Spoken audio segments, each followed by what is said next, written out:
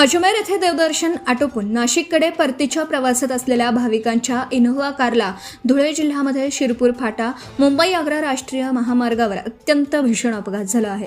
शिरपूर फाट्याजवळ घडलेल्या या काळजाचा ठोका चुकवणाऱ्या दुर्घटनेत कारमधील 2 जणांचा जागीच करुण अंत झाला असून अन्य 5 जण गंभीररित्या जखमी झाले आहेत।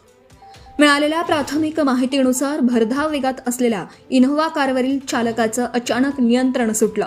अनियंत्रित झालेली ही कार वेगाच्या भरात थेट महामार्गावरील दुभाजक तोडून विरुद्ध दिशेने जाणाऱ्या मार्गिकेवर घुसली आणि समोरून येणाऱ्या एका मालवाहू ट्रकला अत्यंत वेगाने जाऊन धडकली।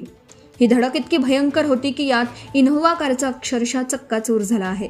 घटनेची माहिती मिळताच स्थानिक नागरिक आणि महामार्ग पोलिसांनी तात्काळ घटनास्थळी धाव घेत मदत कार्य राबवलं। सर्व जखमी प्रवाशांना तातडीने जवळच्या शासकीय रुग्णालयात उपचारासाठी दाखल करण्यात आलं असून त्यांच्यावर वैद्यकीय उपचार सुरू आहेत। देवदर्शनासाठी गेलेल्या नाशिकमधील या कुटुंबावर वाटेतच काळाने असा भयंकर घाला घातल्याने सर्वत्र तीव्र हळहळ व्यक्त होत आहे। या घटनेमुळे महामार्गावरील वाहतूक काही काळ विस्कळीत झाली होती। Subscribe now and press the bell icon. Never miss an update.